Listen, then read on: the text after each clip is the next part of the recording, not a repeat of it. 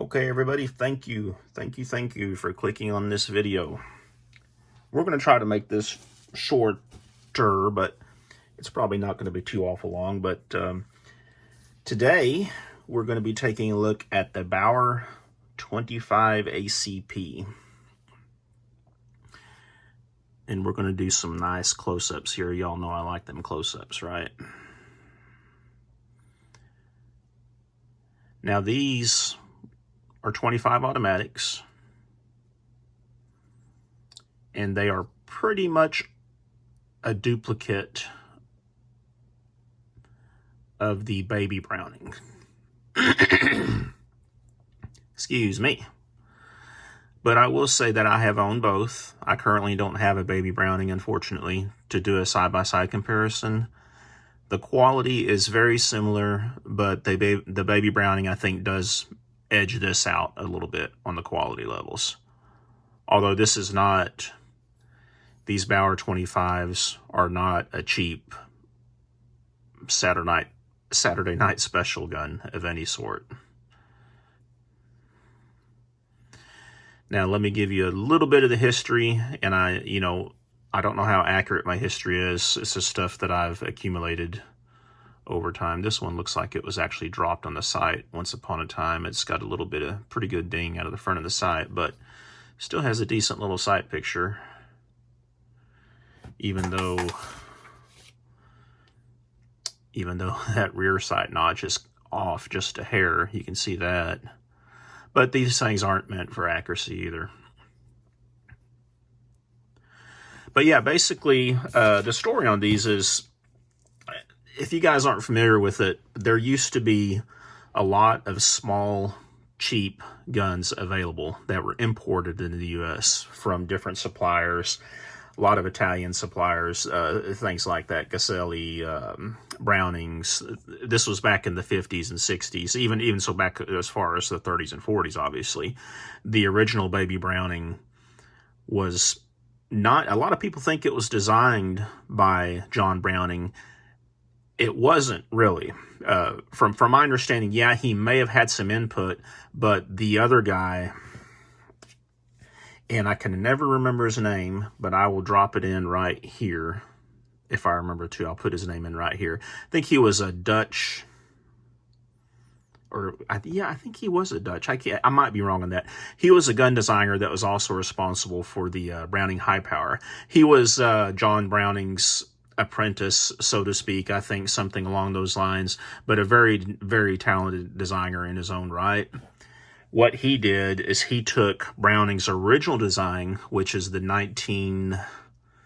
I'm wanting to say it's the 1903 or the 1908 vest pocket, which has a grip safety on it, and the safety is a little bit different setup than this one. He took that design and kind of polished it up and made the Baby Browning design that we all know today. Started making them in 1908, I believe, is the time period that the Baby Brownings came out. Now, those guns were being imported in the U.S., but in 1968, the U.S. passed the Gun Control Act, where they can no longer import certain firearms that were under, I don't know all the details, under a certain size, certain weight, etc. So what happened is a lot of U.S. companies started to say, hey, we've got a little market here because we can no longer import these guns to sell them. They started importing their guns. Now, one of the most famous, the first ones to probably do it, is this. Raven Arms, founded by, what's his name, Jennings, I think. He was the first one to really start bringing in, or start making, a smaller pocket pistol, like 25 ACP here in the U.S. We'll do a size comparison with that here just in a few minutes. But a guy named Robert Bauer saw a chance, and so he basically, I believe, and again, this is information that might be wrong, but I think he knocked off the Browning design, changed a couple of little small things. Now, a lot of those parts are compatible with the Baby Browning, the mag. I think a lot of the springs and pieces like that are compatible, but on the Bauers, which I'll show you in a second, you actually have to rotate the barrel the opposite direction to disassemble it. Let me show you what I mean. All right, to disassemble this puppy, of course, we don't have a mag in. Let's go ahead and check it, make sure it's clear. it is clear. So to disassemble this, the way you do this is you'll notice that the safety is actually a slide stop safety, correct? Okay.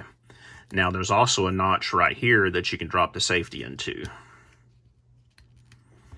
So you bring that up, and then you take the barrel and you rotate it clockwise. Rotate it like this, and you can see that barrel swinging out of those grooves in there. Rotate the barrel to that position, go ahead and drop your safety, and then the slide will just come right off. And you can see here the little grooves that barrel comes in. And this is actually a very clean little 25. Now I got this on trade a while back, and I've actually never shot this one, so but I can tell you, except for the dog hair in it, imagine that, having 2 dogs running around the house. This one has not been shot very much. It is a striker fire gun, and that's the only that's the main difference between these things. When people point out the differences, is that barrel rotates a different direction. So let's see if I can put this back together on camera here.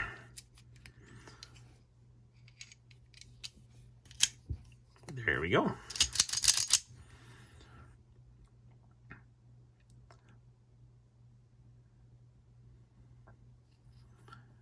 Do another little slow pan here. Now the Bauers they were investment cast stainless, and then they were machined. You can see some obvious, well, it's kind of hard to see some machining marks, but you can see some finishing marks on it and things along the lines of that. Whereas the baby Brownings, of course, were blued steel. So this guy Bauer jumped on the bandwagon, started making these in 1972, and they produced them all the way up to 1984. I think retail price on them back then was probably about $100 or so. Now from 84 to 86, they also produced them, instead of the Bauer firearms, I think they called the Fraser 25, I'm wanting to say is what they called it.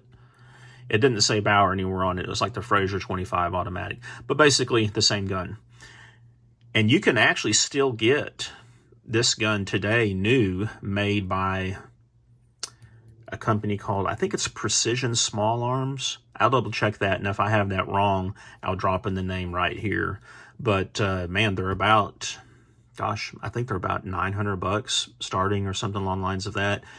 These little baby Bauers, you used to be able to get them pretty cheap, but nowadays they've been creeping up too. I mean, they're going for, you know, $350 range for decent quality ones on Gunbroker.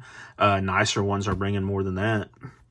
And of course, the baby Brownings are pricier than that. But let's take a look real quick at some size comparisons, because there's a lot of videos on these, but it's hard to really judge the size of it until you're sitting here holding one. So I'm going to try to do a couple of things to represent that here. There's a dollar bill. And this is a tough size comparison to, you're like, okay, well, yeah, it's a little bit bigger than a dollar, but let me just, this is a dollar bill.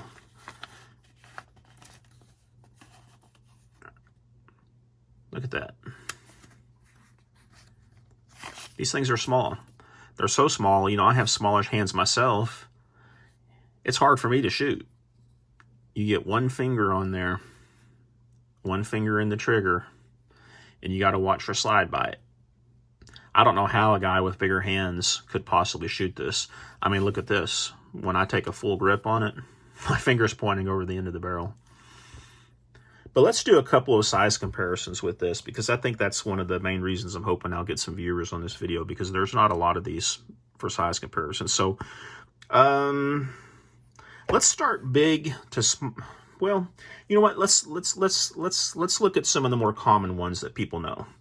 All right. This is a Ruger LCP 380. This gun was kind of a copy of the Kel-Tec P32, which this is a Kel-Tec P32. We'll look at that in a second. But when this came on the market, it made all kinds of waves. Oh my gosh, this gun is so small. It's easy to carry. It's 380. I'm going to lay this Bauer right up against this.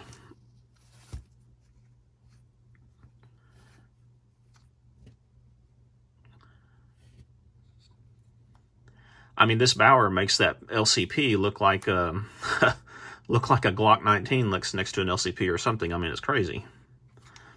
These are small guns. Now, of course, 25 caliber versus 380. You don't have to be a rocket scientist to realize this is a lot better option for self-defense. But let's look at another one. This is the Kel-Tec P32. This is actually my preferred little pocket carry gun in most occasions. You've got I think it's 8+1 of 32 automatic. Look at this. I wish I could really get this in frame for y'all.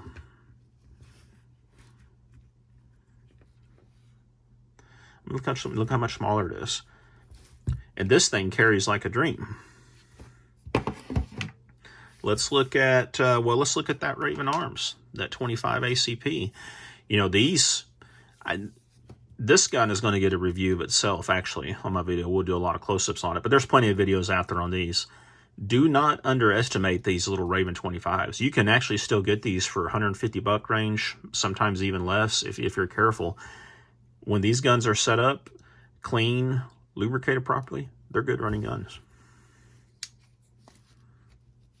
But look, again, it dwarfs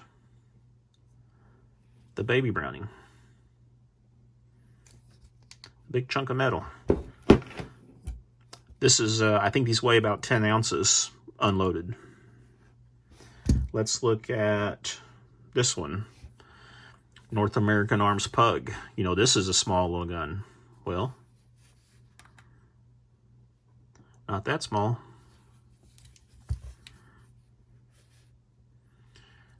Look at that.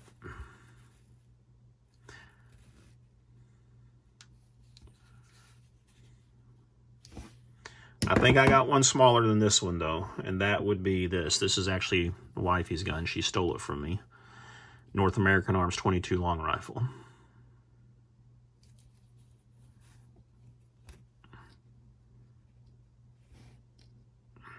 Yes, it is a little bit smaller.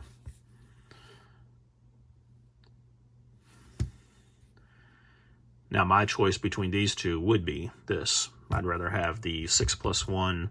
Actually, 6 was I would not carry this gun condition 1, but I would rather have six rounds of 25 ACP versus 5 of 22 long rifle in the single action.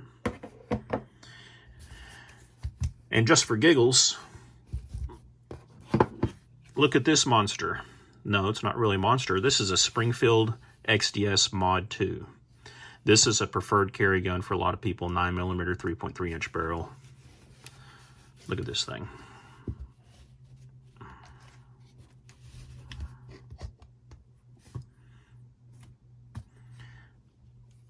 Basically designed in 1908.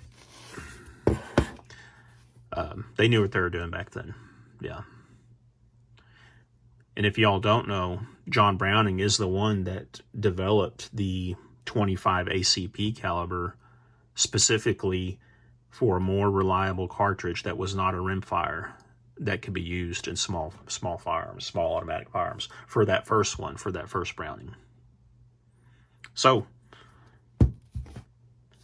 that's it, folks. Like I said, I do carry this on occasion, but I do not carry it condition 1 because I simply don't trust it to be fully drop safe. It would be, you know, everything would have to be perfect for it to go off. But if you take these apart and if you've actually seen this, I don't want to take this apart and show you, but if you've actually seen this the spring compressed on this and how much it's holding it in place, yeah, I don't think you'd carry this with the live one in your round in the chamber either. But sorry to be stammering like that. But yeah, that's it, folks. The Bauer 25 ACP. As always, guys, and gals, thank you very much for watching this video. Let me know if you have any questions on it, and don't forget to like, comment, and subscribe. Y'all take care.